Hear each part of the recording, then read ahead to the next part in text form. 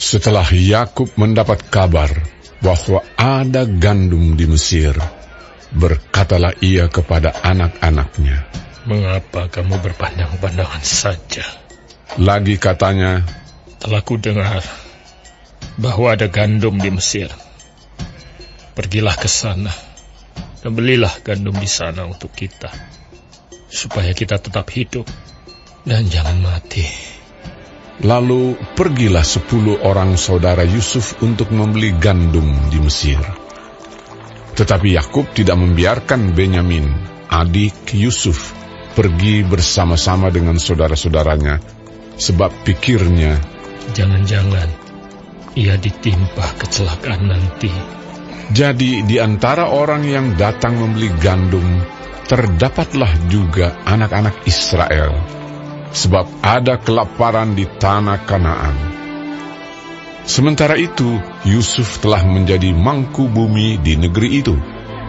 Dialah yang menjual gandum kepada seluruh rakyat negeri itu. Jadi, ketika saudara-saudara Yusuf datang, kepadanya lah mereka menghadap dan sujud dengan mukanya sampai ke tanah. Ketika Yusuf melihat saudara-saudaranya, segeralah mereka dikenalnya. Tetapi ia berlaku seolah-olah ia seorang asing kepada mereka. Ia menegur mereka dengan membentak, katanya, "Dari mana kamu?" Jawab mereka, "Dari tanah Kanaan, untuk membeli bahan makanan." Memang Yusuf mengenal saudara-saudaranya itu, tetapi dia tidak dikenal mereka. Lalu teringatlah Yusuf akan mimpi-mimpinya tentang mereka. Berkatalah ia kepada mereka, "Kamu ini pengintai. Kamu datang untuk melihat-lihat di mana negeri ini tidak dijaga." Tetapi jawab mereka, "Tidak, Tuanku. Hanyalah untuk membeli bahan makanan. Hamba-hambamu ini datang." "Kami ini sekalian anak dari satu ayah. Kami ini orang jujur. Hamba-hambamu ini bukanlah pengintai." Tetapi ia berkata kepada mereka, "Tidak. Kamu datang untuk melihat-lihat di mana negeri ini tidak dijaga." Lalu jawab mereka, "Hamba-hambamu ini 12 orang. Kami bersaudara, anak dari satu ayah di tanah Kanaan. Tetapi yang bungsu sekarang ada pada ayah kami, dan seorang sudah tidak ada lagi." Lalu kata Yusuf kepada mereka, "Sudahlah, seperti telah kukatakan kepadamu tadi, kamu ini pengintai. Dalam hal ini juga kamu harus diuji. Demi hidup Firaun, kamu tidak akan pergi dari sini jika saudaramu yang bungsu itu tidak datang kemari. Suruhlah seorang daripadamu untuk menjemput adikmu itu. Tetapi kamu ini harus tinggal terkurung di sini. Dengan demikian perkataanmu dapat diuji. Apakah benar? Dan jika tidak, demi hidup Firaun, sungguh-sungguhlah kamu ini pengintai." dan dimasukkannya mereka bersama-sama ke dalam tahanan 3 hari lamanya. Pada hari yang ketiga berkatalah Yusuf kepada mereka, "Buatlah begini, maka kamu akan tetap hidup. Aku takut akan Allah. Jika kamu orang jujur, biarkanlah dari kamu bersaudara tinggal seorang terkurung dalam rumah tahanan. Tetapi pergilah kamu, bawalah gandum untuk meredakan lapar seisi rumahmu. Tetapi saudaramu yang bungsu itu haruslah kamu bawa kepadaku, supaya perkataanmu itu ternyata benar, dan kamu jangan mati." Demikianlah diperbuat mereka. Mereka berkata seorang kepada yang lain, "Betul-betullah kita menanggung akibat dosa kita terhadap adik kita itu. Bukankah kita melihat bagaimana sesak hatinya ketika ia memohon belas kasihan kepada kita? Tetapi kita tidak mendengarkan permohonannya. Itulah sebabnya kesesakan ini menimpa kita." Lalu Ruben menjawab mereka, "Bukankah dahulu kukatakan kepadamu, janganlah kamu berbuat dosa terhadap anak itu? Tetapi kamu tidak mendengarkan perkataanku.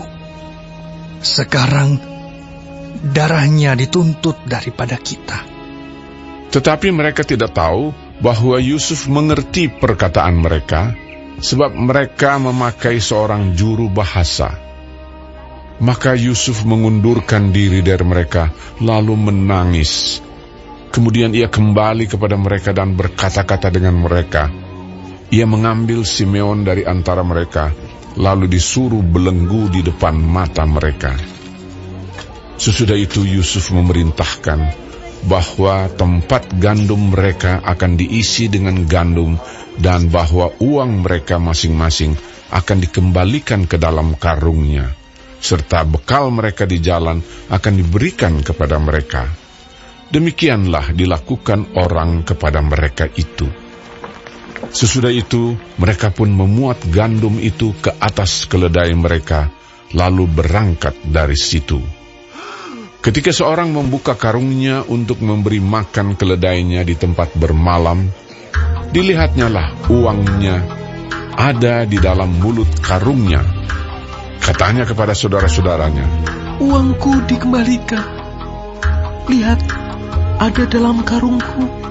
Lalu hati mereka menjadi tawar, dan mereka berpandang-pandangan dengan gemetar, serta berkata, Apakah juga yang diperbuat Allah terhadap kita? Ketika mereka sampai kepada Yakub, ayah mereka, di tanah Kanaan, mereka menceritakan segala sesuatu yang dialaminya.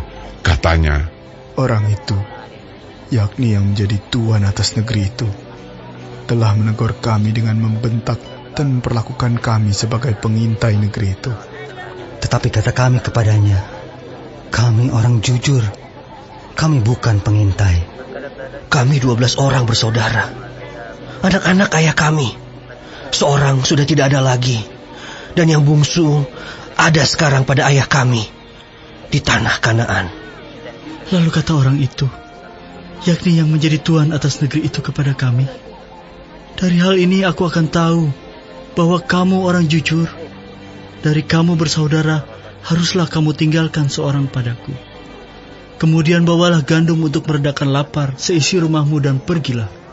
Lalu bawalah kepadaku saudaramu yang bungsu itu.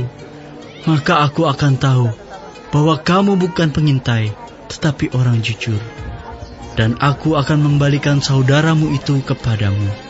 Dan bolehlah kamu menjalani negeri ini dengan bebas. ketika mereka mengosongkan karungnya, tampaklah ada pundi-pundi uang masing-masing dalam karungnya. Dan ketika mereka beserta ayah mereka melihat pundi-pundi uang itu, ketakutanlah mereka. Dan Yakub, ayah mereka, berkata kepadanya, "Kamu membuat aku kehilangan anak-anakku. Yusuf tidak ada lagi, dan Simeon tidak ada lagi. Sekarang Benyamin pun hendak kamu bawa juga. Aku inilah yang menanggung segala-galanya itu." Lalu berkatalah Ruben kepada ayahnya, "Kedua anakku laki-laki boleh engkau bunuh, jika ia tidak kubawa kepadamu. Serahkanlah dia ke dalam tanganku, maka dia akan kubawa kembali kepadamu." Tetapi jawabnya, "Anakku itu tidak akan pergi ke sana bersama-sama dengan kamu, sebab kakaknya telah mati, dan hanya dialah yang tinggal. Jika dia ditimpa kecelakaan di jalan yang akan kamu tempuh, maka tentulah kamu akan menyebabkan aku yang ubanan ini turun ke dunia orang mati karena duka cita."